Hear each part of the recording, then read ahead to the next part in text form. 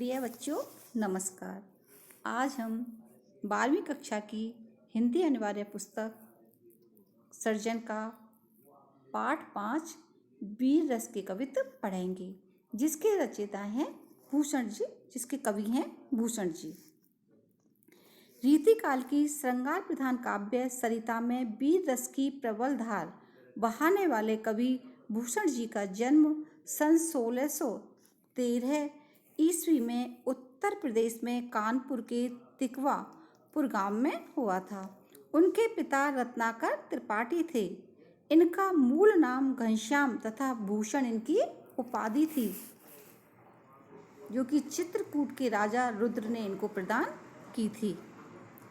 इन्हें छत्रपति शिवाजी तथा छत्रसाल महाराज के दरबार में विशेष सम्मान प्राप्त हुआ था और इन्होंने अपनी कविता का नायक भी महाराज शिवाजी और राजा छत्रपाल को बनाया है।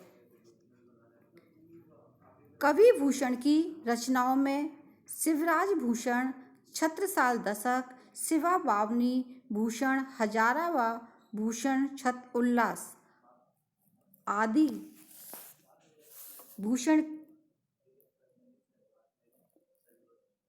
भूषण उल्लास आदि का उल्लेख किया जाता है। इनकी सर्वाधिक प्रसिद्ध रचना शिवराज भूषण के नाम से विख्यात है।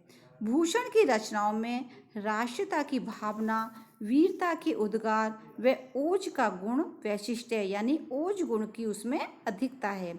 कवि की वाणी देशवासियों के लिए आज भी प्रेरणादायी है। प्रस्तुत पाठ में प्रेरणादायी है। कवि भूषण जी की मृत्यु सन 1715 ईस्वी में हो गई।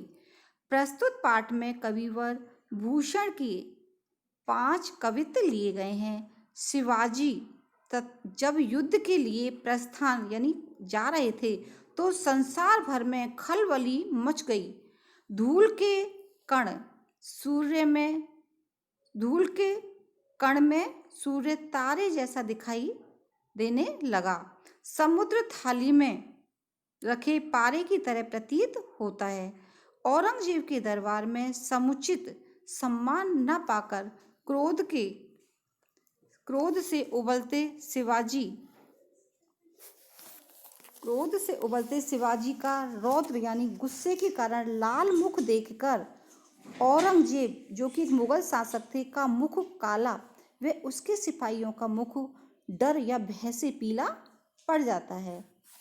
शेषनाग विधाता वे यमराज के दायित्वों को असल में तो शिवाजी ही निभाते हैं। शिवाजी का शत्रुओं पर आधिपत्य यानी अधिकार ऐसा है जैसे मानो इंद्र का जम्बासुर पर, बड़वानल का सागर पर, राम का रावण पर, वायु का बादलों पर, शंकर का कामदेव पर, परशुराम का सहस्त्रबाहु पर और दावाग्नि का यानी जंगल में लगने वाली एक अग्नि का वृक्षों पर, चीते का मृगों के समूह पर यानी हिरणों के समूह पर, शेर का हाथियों पर, प्रकाश का अंधकार पर व श्री कृष्ण का कंस पर।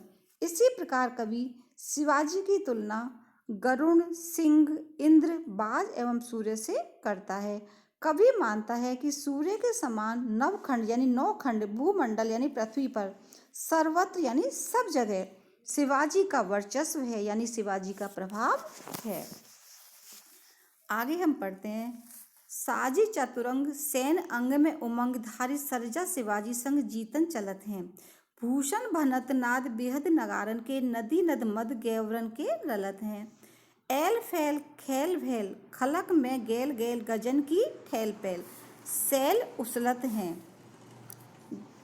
तारासो तरनी धूरी धारा में लगत जिमी थारा पर पारा पारावर में यूं हलत है।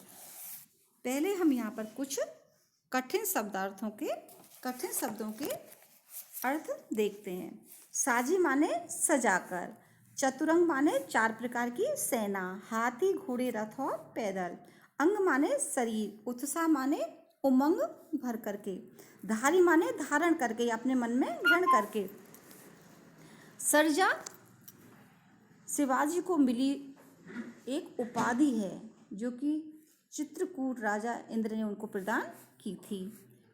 जंग माने युद्ध, भनत माने कहते हैं, नाद माने शब्द, बेहद माने भारी या घोर, एल फैल यानी सेना के चलने पर जो आपस में हिलते हैं, खेल भेल खलबली, खेल मेल माने खलबली, खलक माने संसार, गैल गैल यानी कि गली गली में, गजन की यानी हाथियों की, ठेल पैल यानी आपस में धक्का मुक्की, सैल यहाँ पर पर्वत को कहा गया, उसलत माने उखड़ जाते हैं, तारासो यानी तारे के समान, तरनी माने सूर्य, धूरी धारा यानी उड़ती हुई धूल, जिमी माने जैसे, धारा थाल, धारा यहाँ वापस किसको कहा है? थाल को। पारा एक प्रकार की धातु है जो कि बहती है। पारावार यानी समुद्र, यो हालत है यानी इस प्रकार से हिलते हैं। साजी चतुरंग सेन अंग में उमंगधार, सरजा शिवाजी जंग जीतन चलत हैं। प्रस्तुत कवित्व में कवि कहते हैं भूषण जी, जब शिवाजी युद्ध में विजय पाने के लिए विशाल सेना सजा करके और मन में उत्साह भर करके चलते हैं तो सेना के सिपाही का भारी नाद यानी आवाज गूंजने लगती है। सिपाहियों की आवाज गूंजने, सिपाहियों सेना के नगाड़ों की भारी आवाज सुनाई देती है या आवाज गूंजने लगती है। भूषण भनत नाद बेहद नगारन के, नदी नद मद गैवरन के रलत हैं। हाथियों की कनपटियों से टपकने वाले मद से नदी और नाले बहने लगते हैं।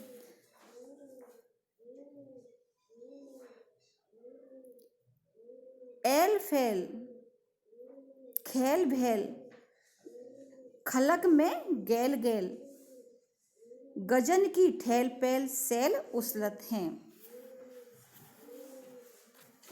आगे भूषण जी कहते हैं, शिवाजी की सेना के आगे बढ़ने पर सारे संसार की गली गली में खलबली मच जाती यानी भय उत्पन्न होता है और सेना में सम्मिलित असंख्य हाथियों के धक्कों से पर्वत भी उखड़ने लगते हैं। तारासो तरनी धूरी धारा में लगत जिमी, थारा पर पारा, पारावारियों हलत है। विशाल सेना के चलने से उड़ने वाली धूल में सूर्य भी एक तारे के समान टिमटिमाता हुआ दिखाई देता है और धरती के हिलने से समुद्र भी इस प्रकार डोलने लगता है जैसे कि थाल में रखा हुआ पारा थाल को लेकर के चलने पर इधर उधर ढुलकता हो यानी कि हिलता हो। आगे, सवन के ऊपर ठाड़ो रहवे के जोग, ताही खरो कियो 6,000 के नियरे, जाने गैर मिसिल गुसीले गुस्साधारी मन, कीनो न सलाम न बचन बोले सियरे।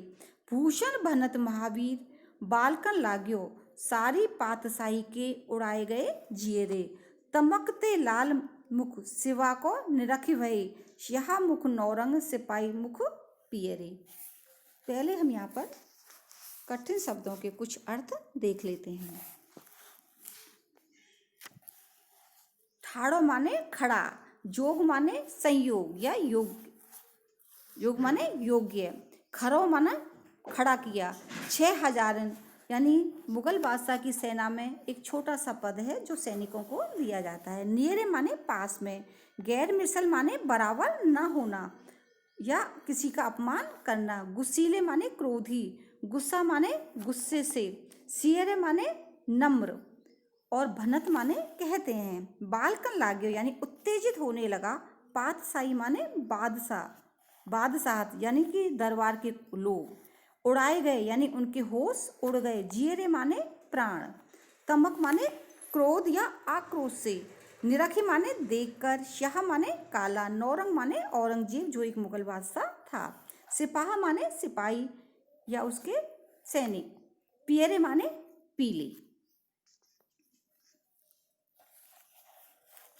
प्रस्तुत कवित्त में आगे कवि कहते हैं कि सवन के ऊपर ही ठाड़ो रहवे के जोग ताई खरो कियो 6,000 के नियरे। कवि कहते हैं कि औरंगजेब द्वारा उचित सम्मान दिए जाने के आश्वासन पर शिवाजी औरंगजेब के दरबार में पहुंचे थे। उनकी वीरता और प्रभाव के कारण जो शिवाजी सबसे ऊपर खड़े होने के योग्य थे, यानी उनको जो सम्मान मिलना चाहिए था, उनको अपमानित करते हुए 6,000 यानी सेना के छोटे लोग 6,000 मनस्वदारों के पास उनको खड़ा किया। किसको? शिवाजी को।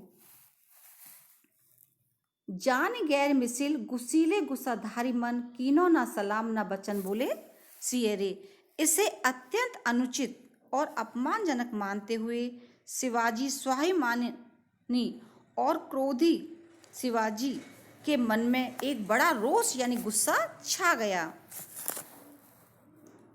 आगे भूषण भनत महावीर बलकन लाग्यो सारी पातशाही के उड़ाए गए जियरे। उन्होंने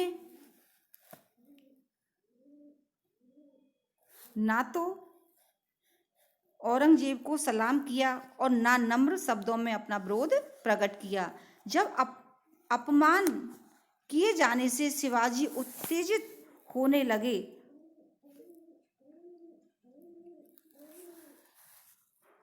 तमकते लाल मुख शिवा को निरख भये श्याह मुख नौरंग सिपाही मुख पियरे।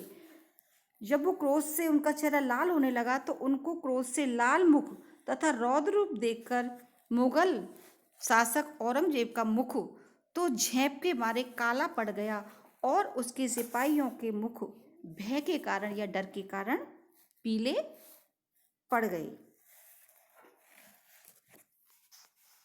प्रिय बच्चों, धन्यवाद। आपको यह हमारी पहल कैसी लगी, आप अपने सुझाव कमेंट्स बॉक्स में अवश्य लिखें।